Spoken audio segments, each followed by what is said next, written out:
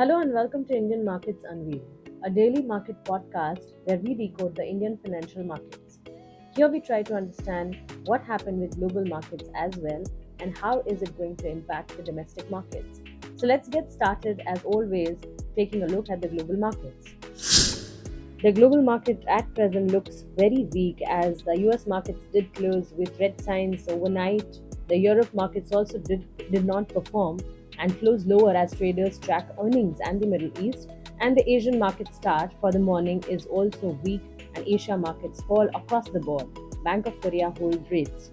So this is one economic indicator of action apart from which the Nikkei, the Kospi, the Hong Kong markets are weak. The Hong Kong markets has seen a downtrend of around 270% and the Nikkei market, the Japan market, is weak by around 600%. So clearly signs of negativity coming in from the global markets. If we deep dive a little and try and consider what happened overnight, the US markets did see signs of downtrends where S&P 500 and Nasdaq did see a red signal of around 1.5%, and also we understood that the Dow Jones was also not performing, and there was a red signal as well. In fact, 332 points down while the markets closed yesterday. So Dow, S&P, and Nasdaq did not support the market, and hence the US market did see a downtrend. Stock futures are little changed as traders were constantly looking at the important economic indicator of action, and going ahead also Fed Chair Powell's final note will be of utmost importance. Well, the Fed speak was mixed. Governor Waller and Bowman see risks of a higher neutral rate, while Williams wasn't convinced. Fed Chair Powell will have a final say on Thursday, so it's very important what is the speech and what is the final say coming in from Powell today. The US 10-year yield has seen an up move of around 7 basis points and is ranging at 4.9%. However, the dollar index is ranging at 106.56%. If we have a look at the energy pack and try and understand what happens with the oil and natural gas, the oil is falling as Israel embargo concerns fade and Venezuela sanctions to ease. Current levels, if we have a look at Brent crude, has seen more than 0.5% downtrend and is trading at around $90 to $91 a barrel. However, natural gas is witnessing around 0.5% of gains. Also, one needs to consider that the lower start of GIFT Nifty implies a gap down start for the Indian markets. We see more than 0.5% and to be precise around 110 points of downtrend in GIFT Nifty while the markets opened up this morning. The gold has fallen to $1,946 in the global markets after hitting near 2 months high. So clearly, the precious metal and the bullion market are also witnessing signs of the volatility which is coming in from the global markets, and clearly we see gold and silver being impacted by that. So this is how the global market looks like. Let's now take a look at what are the sentiments coming in for the domestic markets and try and understand what are the support and resistance levels for the domestic market before the market open up so that you have a quick eye view of what you need to do before the markets open. So let us now understand how we should approach the market in today's session considering the close of yesterday. After severe correction on 18th October, the market needs to take support at the 19,600 to 19,550 area. The index may break the previous week's low of 19,480, whereas on the higher side, 19,750 to 19,850 zone will remain as the resistance for the index. Of course, after the range-bound trade with a positive bias in the previous trading session, the market turned negative with benchmark indices erasing all the previous day's gains in the yesterday's session. The BSE Sensex plummeted around 551 points to 65,877, while the Nifty 50 plunged around 150 points to 19,671 and formed a long bullish candlestick pattern on the daily time frame with lower highs, lower low formation. One can consider that the short-term trend of the Nifty seems to have reversed down after showing a range-bound action.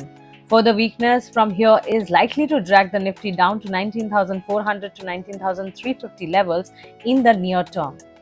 Immediate resistance is placed at 19,750 levels. Also, in the last trading session, the broader market indices were also under pressure with the Nifty mid-cap and small-cap indices declining during the session. Let's run you to the key support and resistance levels on Nifty and Bank Nifty. So clearly, as we see, Nifty may be taking support at 19,655, followed by 19,612 and 19,543. On the higher side, 19,793 can be an immediate resistance, followed by 19,836 and 19,905. Taking a look at Bank Nifty, on 18th of October, the Bank Nifty witnessed a sharp correction and is in the process of retesting the previous swing low. The index fell around 521 points or 1.2% down at 43,889 and formed a long bearish candlestick pattern on the daily scale. The Bank Nifty is expected to take support at 43,844 levels, followed by 43,714 and 43,503.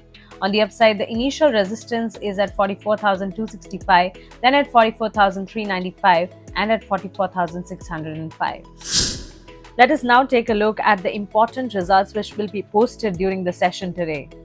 The list of results has companies like Unilever, ITC, Nestle, Ultratech Cement, Voltas, Coforge, Cyient, PVR Inox, Aarti Drugs, Equitas Small Finance Bank, Hudson Agro, Havells India, and a lot many, including Tata Coffee, Tata Communications, United Breweries, South Indian Bank, and a lot many in cash as well.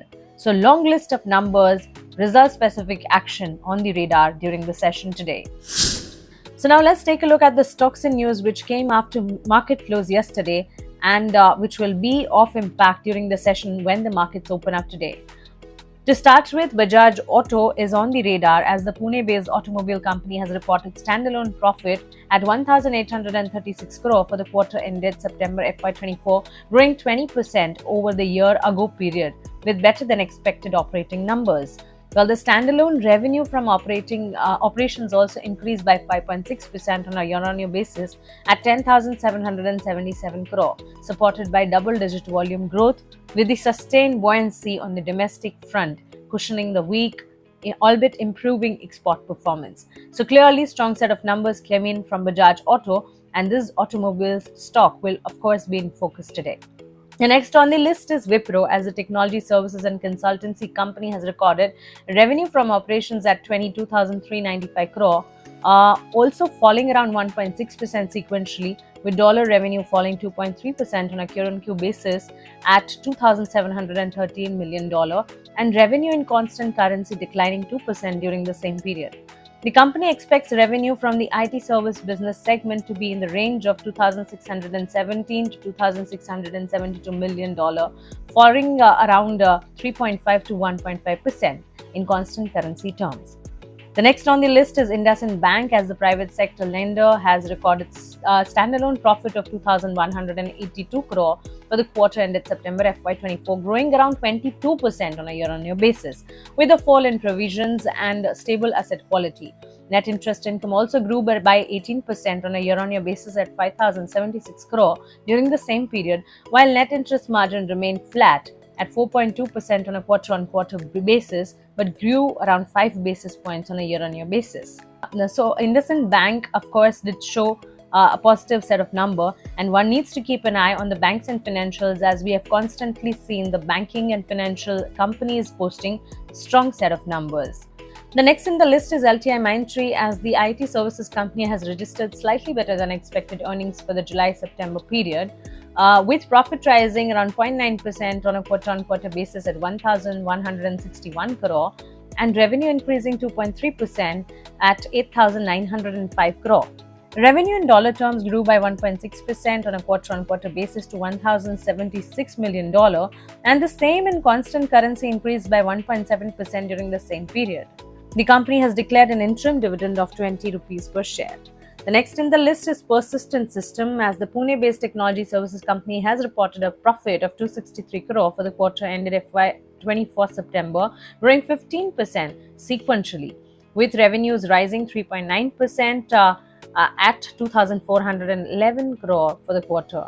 Revenue in dollar terms increased by 3% on a quarter-on-quarter basis to $291 million, and top line in constant currency grew by 3.2%, coming in between then, as we see a positive set of numbers, and one needs to keep an eye on all of these technology counters as well as the banking space.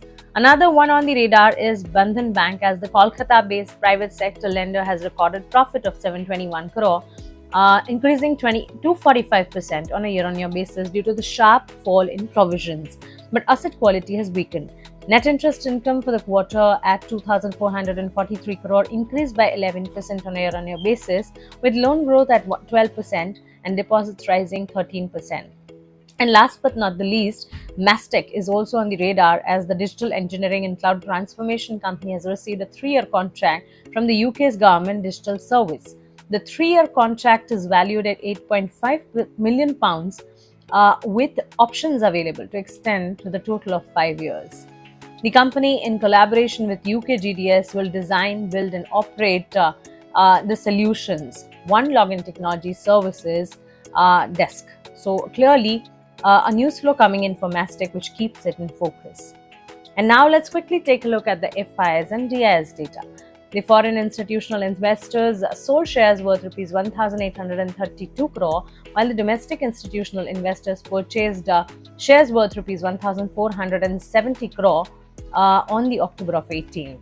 So clearly selling coming in from FIs, but buying coming from the DIs. So clearly domestic institutional investors are supporting the market. So all in all, that is how the market setup looks like. Volatility prevails, and one needs to consider that constantly as result season has kicked in as well, and we also see a lot many triggers in the markets, be it global or domestic. With this, we come to the wrap of Indian markets unveiled. But you have to understand that irrespective of the market conditions, whatever the scenarios may be, whatever the volatility may be, whatever the event triggers and economic indicative action be, research is the backbone of successful portfolio creation. Wealth creation is an art that we understand.